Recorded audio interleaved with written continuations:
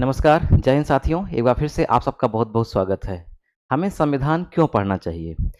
एक बार डॉक्टर भीमराव अंबेडकर से एक पत्रकार ने पूछा कि हमारे देश का विकास कैसे हो सकता है? तो उन्होंने जवाब दिया कि सिर्फ 3 चीज़ों से हमारे देश का विकास हो सकता है। वो जवाब जानते हैं क्या था? वो जवाब था शिक्षा, शिक्षा और शिक्षा। यानी कि तीनों जवाब शिक्षा पर थे। उन्होंने कहा कि हमारे देश का विकास, प्रगति, वृद्धि तभी होगी जब हर हिंदुस्तानी, हर भारतीय शिक्षित होगा।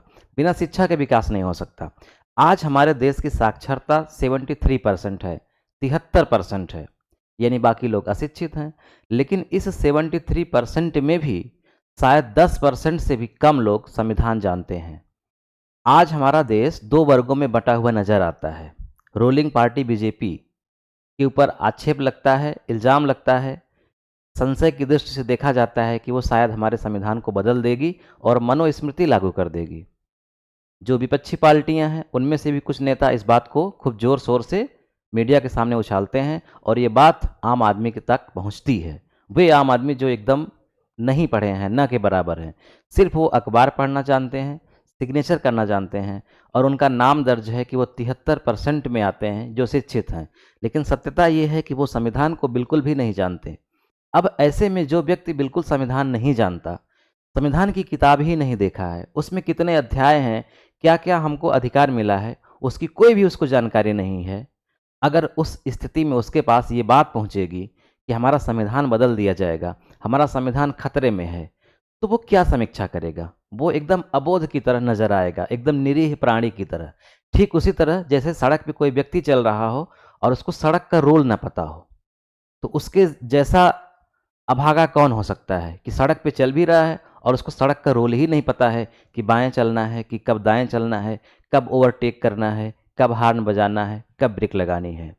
हम अपने देश जहां रहते हैं, हमारे देश का सबसे बड़ा कानून क्या है? संविधान। संविधान से बड़ा हमारे देश में कुछ भी नहीं है और हम अपने देश में रह रहे हैं।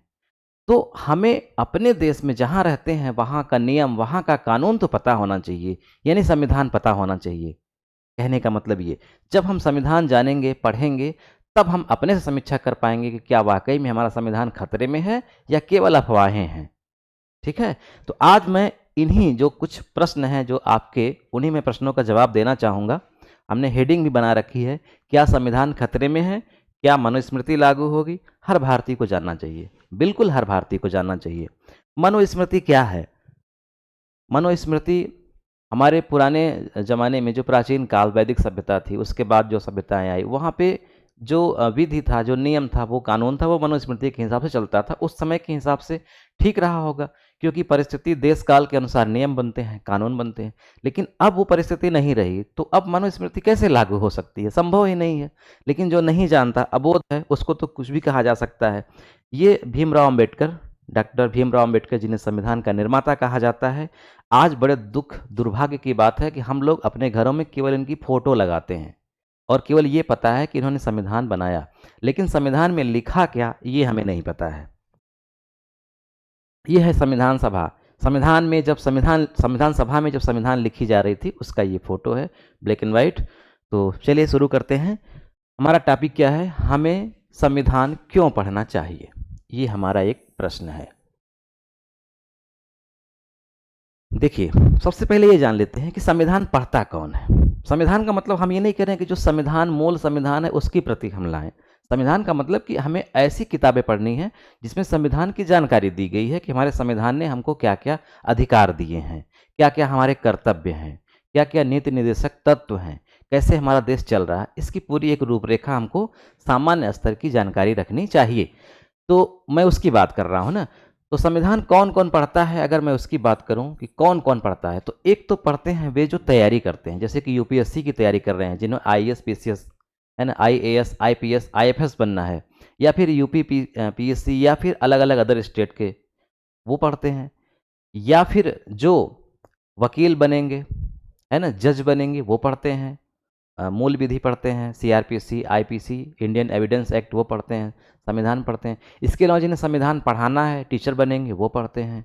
या फिर जो संविधान यानी कानून के विद्यार्थी हैं, वो पढ़ते हैं। बाकी तो मुझे नहीं लगता कि कोई पढ़ता होगा।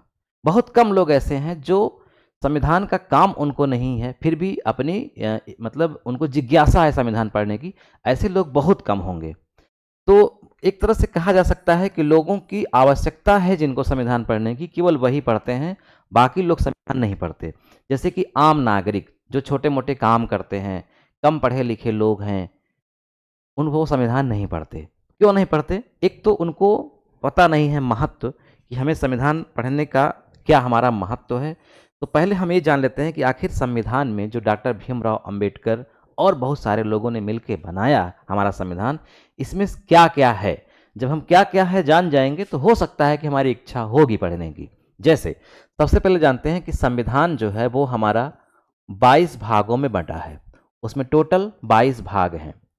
अब इन 22 भागों में अनुच्छेद हैं तो 395 अनुच्छेद।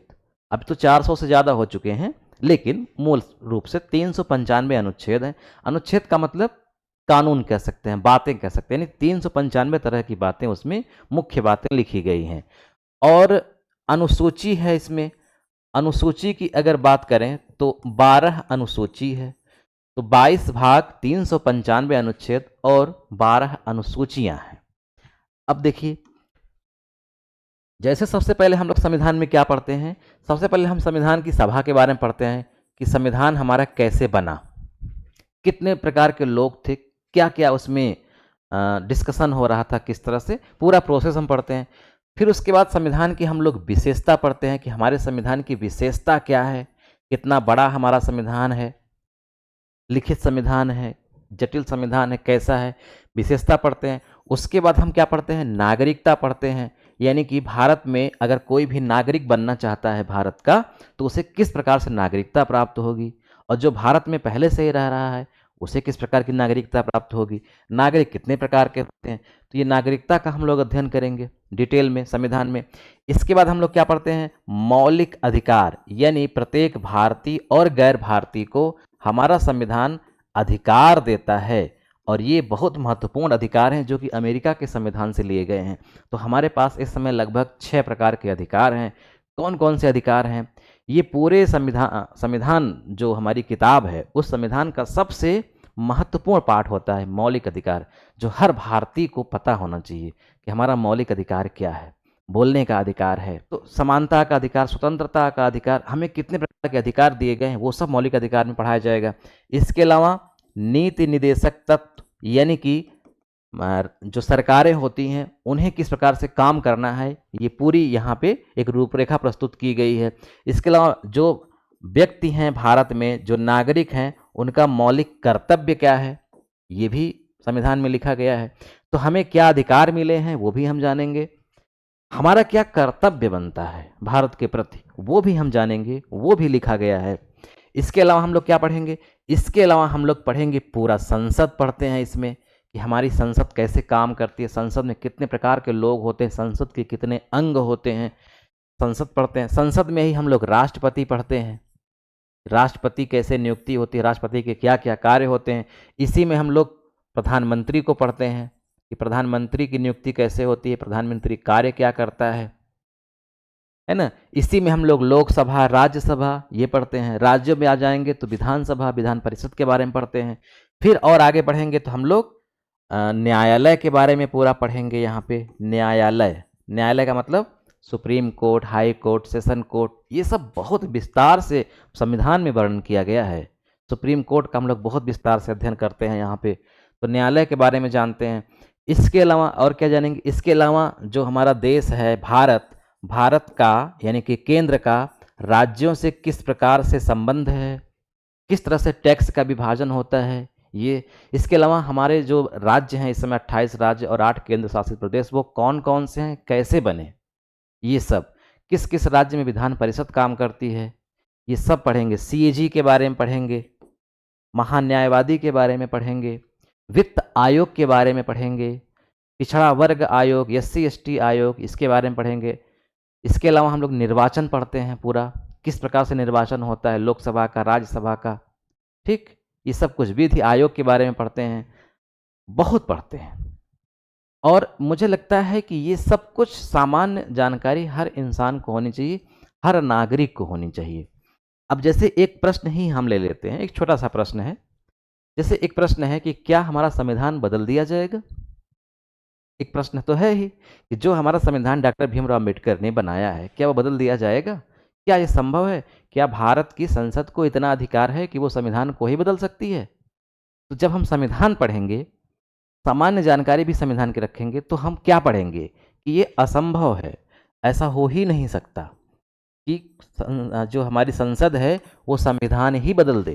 क्योंकि केशवानंद भारती के मामले में 1973 में सुप्रीम कोर्ट का एक निर्णय है और उसमें कहा गया है कि संविधान का एक बेसिक स्ट्रक्चर होता है, मूलभूत ढांचा है, उस ढांचे में बदलाव नहीं हो सकता। यानी संसद को केवल इतनी शक्ति है कि जो जो समय रीति काल के अनुसार पुराने हो गए हैं, नए पर सेट नहीं हो पा रहे हैं, उनको बदल दिया जाए, उन कानूनों को उसमें सुधार किया जाए। यानी कि संविधान की वे बातें जो आज हमारे विकास में अवरोधक बन सकती हैं, उनको बदला जा सकता है, न कि हम पुराने ही जमाने अंध काल में चले जाएं। ऐसा नहीं हो सकता। यानी हम संविधान, यानी कि हमारा जो संसद है वो संविधान के कुछ सभी भागों में वे ही परिवर्तन कर सकता है जो सामान्य परिवर्तन होंगे। उसका मूलभूत ढांचा नहीं बदल सकता, पूरा संविधान ही नहीं बदल सकता, नया संविधान नहीं लिख सकता, क्योंकि नया संविधान संविधान सभा ने लिखी थी, संसद ने नहीं। इसलिए अब संसद संविधान दूसरी नहीं लिख सकती, संविधान में कुछ बदलाव कर सकती है। अब मूलभूत ढांचा क्या है? जैसे मूलभूत ढांचा का मतलब होता है कि लोकतांत्रिक शासन प्रणाली है हमारा, तो लोकतंत्र एक मूलभूत ढांचा है। यानी कि संसद अब इसमें ये बदलाव कभी नहीं कर सकती कि लोकतंत्र हटा करके राजतंत्र या धर्मतंत्र लागू कर दे, असंभव है, हो ही नहीं पाएगा। ये लोकतंत्र मूलभूत ढांचा है। इसके अलावा धर्मनिरपेक्षता, धर्मनिरपेक्षता ये क्या है? यानी कि हमारा देश धर्मनिरपेक्ष है, संविधान हमारी धर्मनिरपेक्षता की बात करती है। इसका मतलब कि राज्य या सरकार किसी भी धर्म को प्रमोट नहीं करेगी, हर व्यक्ति स्वतंत्र होगा, किसी भी धर्म को मान सकता है, प्रचार कर सकता है उसका, है ना, बिना किसी दूसरे धर्म की अवहेलना किए हुए। यानी राज्य का कोई धर्म नहीं होगा, देश धर्मनिरपेक्ष है। जैसे चर्चा होती है ना कि हिंदू राष्ट्र बन जाएगा या ऐसा वैसा, तो ये संविधान के अनुसार असंभव है। हमारा देश धर्मनिरपेक्ष है, वो किसी भी धर्म का प्रतीक नहीं होगा। ये एक मूलभूत ढांचा है। इसके अलावा विधि का शासन, जो यहाँ पर शासन चलता है वो केवल और केवल विधि का, यानी संसद जो विधि बनाई है उसी का शासन चलेगा, इसके अलावा और किसी का शासन नहीं चलेगा। ऐसी ही बहुत सारी बातें हैं जो हम सबको जाननी है, जब हम संविधान पढ़ेंगे तो जानेंगे। तो ये जो मूलभूत ढांचे हैं, जिन पर, ढांचा का मतलब क्या होता है? ढांचा का मतलब नींव, जिस पर खड़ी हुई है इमारत।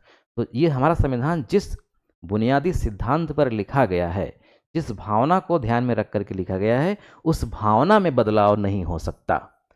हाँ, ढांचे के ऊपर जो सजाना है, संवारना है, कुछ कमियां रह गई हैं, उसमें सुधार हो सकता है। जैसे शुरुआत में 21 साल वोट देने की उम्र थी, कोई भी भारतीय नागरिक जो 21 साल का हो गया है वो वोटर हो सकता है ना, वोट देगा। बाद में क्या हुआ? उसमें बदलाव कर दिया गया, 18 साल कर दिया गया। तो क्या दिक्कत है? 18 कर दिया गया। ऐसे ही परिवर्तन होते रहेंगे। जैसे शुरुआत में प्रीवी पर्स दिया जाता था, जो राजा महाराजा होते थे उनको फ्री में घर बैठे करोड़ों रुपए दिया जाता था, पेंशन दी जाती थी उनको। बाद में हटा दिया गया, बदल दिया गया, समाप्त कर दिया गया। नागरिकता में बहुत सारा बदलाव किया गया। तो ऐसे ही बदलाव होंगे, वो समय के अनुसार बदलाव होते रहेंगे जैसी मांग होगी, लेकिन जो आधारभूत ढांचा है उसमें बदलाव नहीं होगा। ये सब आपको तब पता चलेगा जब हम संविधान हम और आप पढ़ेंगे तब। तो मेरा वीडियो बनाने का उद्देश्य क्या था? अभी मैं जो भी वीडियो बनाता था उस पर कुछ लोग जरूर कमेंट करते थे, कुछ न कुछ, कि सर संविधान पढ़ाइए। सबसे ज़्यादा कमेंट आता था संविधान पढ़ाने का, कि सर संविधान पढ़ाइए।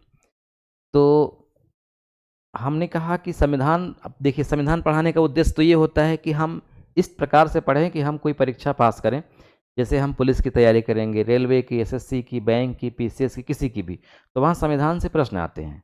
तो जो बच्चे पढ़ते हैं उनका टारगेट क्या होता है कि हम संविधान पढ़ेंगे और जो परीक्षा में प्रश्न आएगा उसको सॉल्व करेंगे। तो और इसी उद्देश्य को ध्यान में रख करके संविधान, मतलब यूट्यूब पर भी वीडियो पड़े हैं, किताबें भी लिखी गई हैं। लेकिन मैं उनका भाव समझ रहा हूँ, जो लोग कमेंट करते हैं उनका भाव ये है कि संविधान आप इस तरह से पढ़ाइए कि आम नागरिक जो है वो संविधान को जान सके, बेसिक जानकारी रख सके। पता चला कोई पढ़ा लिखा व्यक्ति जो 73% साक्षरता भारत में है, उस 73% में आपको जान के आश्चर्य होगा कि जो लोग केवल अखबार पढ़ लेते हैं ना, अखबार जिनको पढ़ना केवल आता है और जो अपना सिग्नेचर करना जानते हैं ना, वो भी 73% में शामिल हैं। लेकिन डॉक्टर भीमराव अम्बेडकर या हमारा संविधान जो सपना देखा था वो ये था कि जो साक्षरता होगी हमारे देश की, जो भी होगी, जैसे 73% साक्षर हैं तो इसका मतलब ये व्यक्ति साक्षर होंगे, थाने में जाएंगे तो एप्लीकेशन लिख लेंगे, इनको इतनी जानकारी होगी, कोर्ट कचहरी में जाएंगे तो कोर्ट कचहरी के रूल रेगुलेशन इनको पता होंगे, ये उनका मकसद रहा होगा। तो साक्षर का मतलब होता है कि हम सामान्य जानकारी रखें, बेसिक जानकारी रखें, जैसे सीआरपीसी की जानकारी रखें, आईपीसी की जानकारी रखें, कानून। अगर उतना ज़्यादा उधर नहीं जानकारी रख सकते तो जो हमारा संविधान है, जो हमको अधिकार दिया है, कम से कम वो तो हम जान सकते हैं ना। तो हम इस भाव से आपको पढ़ाएंगे कि अगर आप छात्र हैं मान लीजिए, तो भी बहुत अच्छी आपको समझ विकसित होगी। हो सकता है फैक्ट आपको कम मिले, लेकिन समझ आपकी बहुत विकसित होगी और समझ विकसित होकर आप अपने से और अच्छा पढ़ लेंगे। बाकी फोकस हमारा रहेगा सामान्य व्यक्तियों पर, नागरिकों पर, और उनको मैं ऐसे पढ़ाऊंगा कि एकदम व्यवहारिकता को ध्यान में रख करके, यानी कि उदाहरण दे दे करके जो उनके बहुत काम की है, जितनी आवश्यक है, उसी को फोकस करके हम पढ़ाएंगे। तो आप लोग कमेंट करिएगा कि कब से शुरुआत करें, क्योंकि मेरी भी इच्छा थी संविधान पढ़ाने की और आपकी भी बहुत इच्छा है, इसलिए मैं आपको निराश नहीं करूँगा। कुछ टॉपिक मैंने शुरू किए थे लेकिन बाद में मैंने बंद कर दिया। उसका रीज़न ये है कि शुरुआत में लोग देखते हैं, बाद में देखना बंद कर देते हैं। तो जब देखना ही बंद कर दिए तो हम किसको दिखाएंगे फिर। तो जैसे संविधान का जो भी हम अब टॉपिक शुरू करेंगे, लेसन, तो हमारी उम्मीद ये होगी कि आप लोग उसको देखें, पसंद करें। अगर पसंद नहीं कर रहे हैं तो किस कारण से नहीं कर रहे हैं कमेंट करके हमको बताएं, हम उसमें सुधार करेंगे। अब जैसे आप ये वीडियो देख रहे हैं तो इसका मतलब कि आपकी इच्छा संविधान को जानने की है। अब अगला भाग आप नहीं देखेंगे तो इसका मतलब हमारे में कोई दोष रहा, हम आपको समझा नहीं पाए अच्छे से। तो ये आपका दायित्व है, कर्तव्य है कि आप कमेंट के माध्यम से हमको बताइए कि आपको समझ में क्यों नहीं आया, कहाँ चूक रह गई, तब मैं उसमें सुधार कर पाऊंगा। जब आप कमेंट करके बताएंगे ही नहीं तो मैं सुधार कैसे करूंगा। तो आप कमेंट करके ज़रूर बताइएगा कहाँ आपको समझ में नहीं आया, और मैं अनावश्यक चीज़ें आपको नहीं बताऊंगा। जो आपके काम की है, महत्व की है, वही बताऊंगा। और कोशिश करूंगा कि शुरुआत से आखिर तक, मतलब नागरिकता से लेकर के एकदम लास्ट तक, निर्वाचन तक, पूरा डिटेल आपको प्रधानमंत्री, राष्ट्रपति, लोकसभा, राज्यसभा, न्यायालय, चुनाव, सब आपको मैं अच्छे से बता सकूं। ठीक है, तो वीडियो कैसे लगा कमेंट करके आप जरूर बताइएगा, और कब से शुरुआत करें और कितने बजे। हालांकि लाइव क्लास तो नहीं रहेगी, लेकिन जो भी क्लास होगी वो दोपहर या शाम को रहेगी। और अगर आप लोग हमारा साथ देंगे तो इस सेशन को मैं जारी रखूँगा, पूरा कंप्लीट करके ही दम लूँगा। ठीक है, मिलता है नेक्स्ट वीडियो में। कमेंट करके जरूर बताइएगा। जय हिंद, जय भारत, जय संविधान।